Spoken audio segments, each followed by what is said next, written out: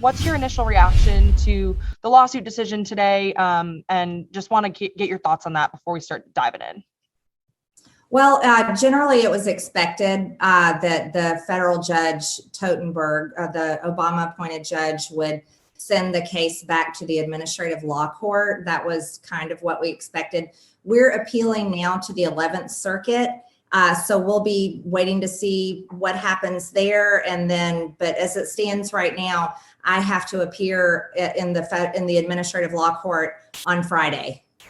So what's your defense to yourself? You know, you're accused of aiding and abetting in the January 6th Capitol riots, you know, and voters are trying to disqualify you from running for re-election. What do you have to say in your defense as far as their claims? Oh, it's very simple. This whole thing is a lie. It's a scam. It's been created. Mark Elias actually tweeted about it back in December. You know, it's really simple for me. The truth is there, and it's easy to prove. All I did was what I'm legally and allowed to do by the Constitution as a member of Congress. And that was, I objected to Joe Biden's electoral college votes from a few states. It's just like the Democrats did to the past 3 Republican presidents. I was in the House chamber when the riot happened. This is a complete conspiracy to take over our elections by politicizing courtrooms, and it's wrong. And so I'm just shocked that this precedence is being allowed to happen. These are cases that should be thrown out because it's the same attorney group that is filing, that is going out and having to find voters in places like my district. They only could find 5 out of 700,000 voters. So that's kind of funny. And the name of the group is Free Speech for People. Well, they're literally trying to rip my name off the ballot and steal my voters, my district's right, their free speech to be able to vote for me and reelect me and send me back to Congress. And that's what my district wants to do. I have overwhelming support for my primary election on May 24th. But these attorneys from New York and elsewhere who apparently hate my voters so much that they want to take away their right to vote for me are launching a complete scam. And it's not just me. There's other members of Congress. They're doing this too, and state legislators by putting together this whole conspiracy theory and lie. So I think it's outrageous. I think it's a bad precedence to set, regardless of political party. And our courtrooms, the judges and the bureaucrats should not be deciding who people are allowed to vote for. It should be the people's right to choose who they want to vote for. And candidacy qualification challenges should only be based on residency and age and what the real qualifications are. So this whole thing, I'm going to beat it, and I'm going to beat it easily by simply telling the truth. So you say a candidate should only be able to qualify for office and to run for office based on residency X, Y, and Z. So do you think that if a candidate did violate the 14th Amendment in this clause that you're accused of doing, should they be allowed to run if they for sure did participate in an insurrection or a riot? Do you think if someone did do that they should be allowed to run for office? Well, the Constitution is as it stands, but there was no insurrection. No Republican member, no one in Trump's administration, President Trump, participated in any riot or had anything to do with it. We were completely shocked. I even tweeted out a video from the House chamber when it was happening because I was so upset and could not understand why and who was doing this. I tweeted out a video at like 2:30 in the afternoon telling people to stop. I mean, if anything, I was a victim of the riot. I was evacuated along with all the members of Congress who were in the House chamber because we were working. We were doing the electoral count, the electoral college count, which is our job. That's nothing illegal. And all of us were evacuated and taken to safety. I was involved in that. And so, this is such a lie and a scam. This is not how free and fair elections work. And so this whole thing, people need to realize that this is a frivolous lie. It is a complete waste of taxpayer dollars, and shame on these attorneys who are trying to do this and take over our elections and tell the people in Georgia who they're allowed to vote for. So to clarify my question, do you think that if a lawmaker, Republican or Democrat, participated in a riot or an insurrection, regardless of what happened January 6th, that they should or should not be allowed to run for re-election? You mean like Ilhan Omar and Kamala Harris, who funded? No, you're accused of. I'm not accused of anything because I did nothing wrong. So well, the lawsuit. No, I don't care what the lawsuit says. I did nothing wrong, and this is a scam. Okay, so I'm not entertaining this. But if you want to talk about insurrection, we should talk about the riots and everything that happened in 2020 and how they were funded by the Democrat Party on Act Blue on their website. And we should talk about actual elected members of Congress like Ilhan Omar and then Senator Kamala Harris, who funded and bailed out criminal rioters to go right back in the streets. You want to talk about an insurrection? That is exactly the kind of thing that really should be talked about. But I did nothing wrong. And this free speech for the people, they're dark money funded groups, and they are the one waging war on our elections. Now, I support the Constitution and I support our laws, and I swore an oath to uphold and defend them. But this is completely wrong. Congress is the one that is supposed to handle this under the 14th Amendment, not some judge in an administrative law court, not some funded left-wing attorneys. And it should never work like this. The people in my district, their ability to vote,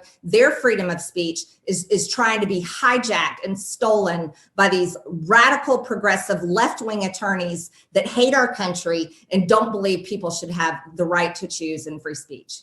Sure.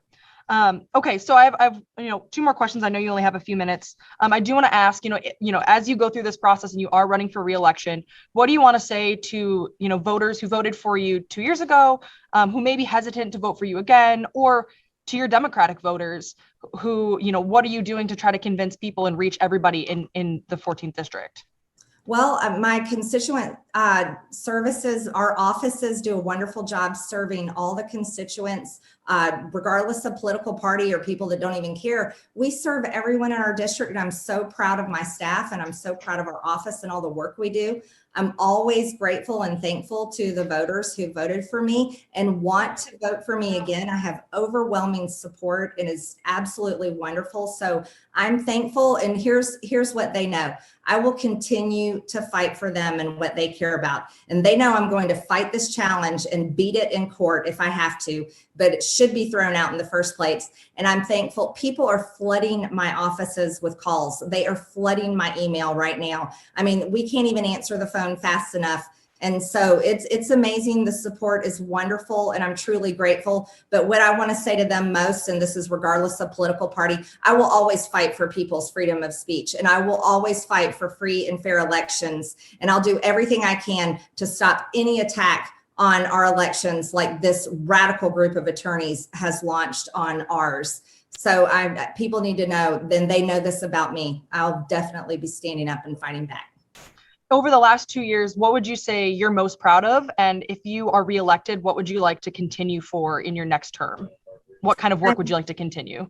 Well, I'm most proud of the fact that I have put Congress on record by asking for recorded votes and working very hard to not allow bills to be passed by voice. And you want to talk about voters, Republican and Democrat, this is something everyone should care about.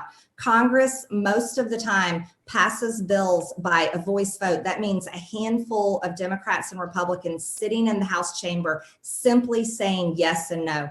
I think that is wrong. To me, that doesn't have anything to do with Republican and Democrat. That just says that Congress is not working, Congress is not functioning correctly. Every single member of Congress should vote. All 435 should be voting on all bills, because that is how our Congress is designed. Well, now there's over 500 bills this past year and almost year and a half since I started doing this that are on record. That means any Democrat, any Republican, any American can look up any member of Congress's record and see how they voted, whether they voted yes or no, or present, or voted by proxy. Any American can look that up and see our job performance. And I think it's important. Our job performance should count. because that's what we are elected to do. And so I put Congress on record. I've even entered a bill to make that a law because I think it's so important. And I think that everyone, every time I tell that story, standing ovation over and over, that's not just for Republicans, that's for every single American. So I'm very proud to have done that. I'm excited to go back on committees. I've talked a lot with leadership and they're excited to put me back on committees. Kevin McCarthy has promised over and over that I will be back on committees and I'll get even better committee assignments. So I'm very much looking forward to beating this challenge, this fake, disgusting lie and horrible accusations against me. And I'm looking forward to winning my reelection on May 24th and getting back to work in Congress. Great. Okay. I have one final question for you. It says Jennifer Strahan, one of your opponents, has said that there's a veteran who's reached out to her office for help several times. There's a report from Daily Mail that you have said that Strahan is lying. Is it possible that a veteran has reached out to your office and you haven't helped him? Do you have a comment on that, or does that story sound familiar to you? Yeah, it's a lie. Shame on Jennifer Strahan for attacking the hard work of my staff.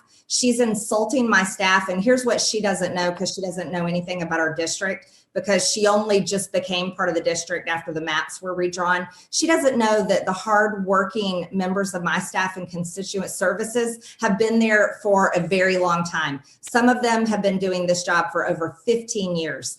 Because I hired the same constituent services staff that was there before me with Congressman Tom Graves, the previous member that held the seat. And they worked so hard. So you know what? Jennifer Strahan owes my staff an apology because she is insulting their hard work. We have a record of helping people. We help everyone that calls. We help anyone that comes in. And my staff loves their job. They aren't there for politics. They are there because they love helping people. And so Jennifer Strahan is nothing but a liar, and she is using this attack on my staff, who, by the way, are well known all over my district and loved because they grew up here, they raised their families here, and they know a lot of people. So she's gone down a foolish road with this ridiculous attack that her stupid DC consultants told her to tell. And so shame on her. I'm not even going to entertain it.